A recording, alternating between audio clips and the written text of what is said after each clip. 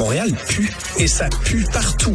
Partout, là, dans tous les quartiers. J'entends déjà les gens rire dans leur voiture. Tout le reste n'est que fumisterie. Donc, on veut un monde qui sent l'eau de Javel. Un monde blanc, blanc, blanc, blanc, blanc, sans défaut. Rémi Villemure. Est-ce qu'il faut changer les noms à connotation catholique ou religieuse, en tout cas des écoles québécoises?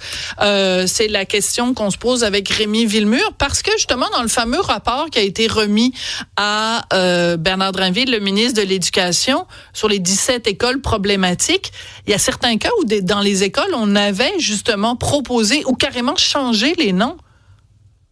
Oui, puis ça a déjà commencé. Là, le cas le plus flagrant, celui qui enfin a retenu mon attention, c'est une école dont le nom commençait par le mot « saint » et on l'a remplacé par le transcendant nom, l'évanescent, l'inspirant nom, l'école sans frontières. Donc, moi... C'était l'école Saint-Roch, c'est ça?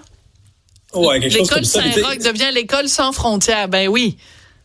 Ouais, donc tu sais, c'est sûr qu'il y a comme deux sujets, parce que premièrement, on se pose la question que tu viens de poser, à savoir, est-ce que laïcité oblige ce genre de processus-là, c'est-à-dire changer les noms des écoles? On va en parler. Moi, je suis pas d'accord avec ça.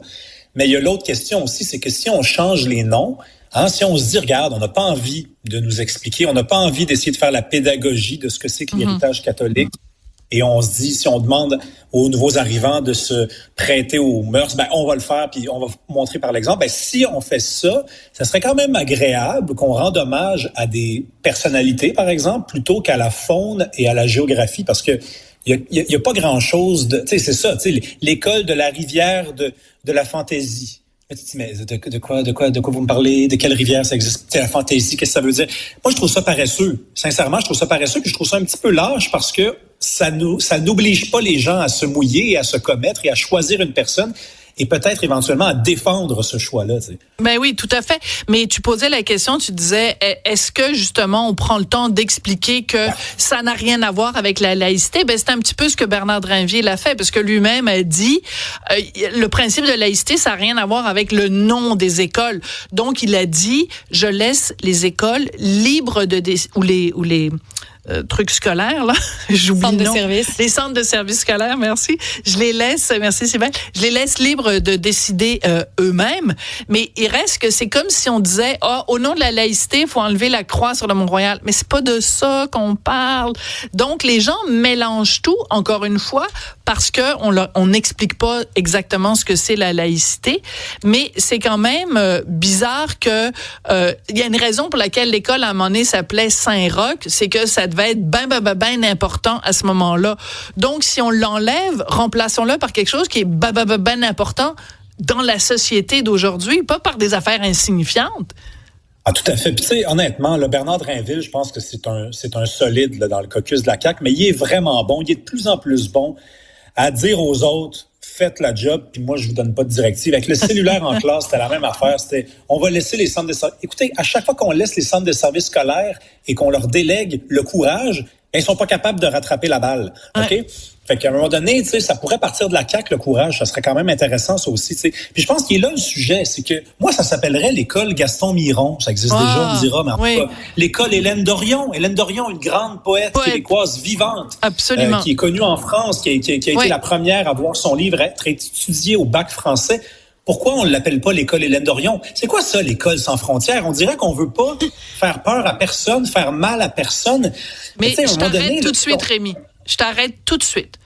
Parce que si tu as l'intention de donner des noms de femmes vivantes aujourd'hui à des écoles ou bedon des stations de métro, faut que tu passes par le comité de l'Université de Montréal. Puis là, il va falloir s'assurer qu'il y a une diversité multiculturelle, une diversité sexuelle, une diversité de genre. Il va falloir se demander, la personne dont on donne le nom à une école, avec qui couche-t-elle, cette personne-là? Est-elle non-binaire? Est-elle bisexuelle? Est-elle agenre? Toutes sortes de questions qu'il faut se poser avant de donner son nom à quelqu'un. Non, tu as totalement raison, Sophie. Puis il est grand temps de rendre hommage à cette obscure japonaise qui a publié des haïkus au 19e siècle et dont personne ne se souvient du nom, quitte à oublier quelque chose comme Pauline Marois. Quelle bonne idée. Ou Jeannette. Non, mais... Ou Jeannette Bertrand. Ou Jeannette, Mais c'est important, cette question-là, qu'on se pose sur le changement de nom dans les écoles, parce que tu as prononcé un mot tout à l'heure, tu as prononcé le nom histoire. Puis il y a beaucoup de gens qui nous accusent, des gens comme toi, comme moi, de faire de la catho-laïcité en disant la laïcité, ça s'applique, mais quand on vient le temps d'enlever des affaires catholiques, mais c'est parce que c'est pas dans une perspective religieuse, c'est dans une perspective historique. Le Québec a été quand même construit, la Nouvelle-France, par des religieux catholiques. Donc, il y a un héritage.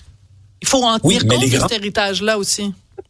Tout à fait, mais les grands responsables de ce malentendu-là, ce sont ceux qui ont pas été capables de parler d'autre chose que de la laïcité. Alors que je te l'ai déjà dit sur tes ondes, là, finissons avec la laïcité. Parlons d'histoire, parlons de culture, parlons d'héritage, et c'est possible de le faire. Écoute, je veux dire, une école Saint-Roch, alors que plus personne ne va à l'église, ça mène à ce qui exactement? Qui a peur du retour des soutanes dans la société? Personne, parce que ce n'est pas une religion en émergence et en croissance. Il y en a d'autres qui le sont, et c'est pour ça qu'on agit. Oui. Donc, soyons indulgents, soyons honnêtes et justes envers nous-mêmes. Mais là, il y a des gens qui réussissent cet art qui consiste à se mentir à soi-même pour gagner un point. J'appelle ça la mauvaise foi. Moi, je ne discute pas avec ces gens-là. Alors, ce sera dit aujourd'hui, 13 mars. On est-tu le 13 ou on est le 14? On est le 13. Le 13 mars 2025, Rémi Villemur nous dit « Je ne discute pas avec les gens qui sont de mauvaise foi ». Merci beaucoup, Rémi. À demain. Bye-bye.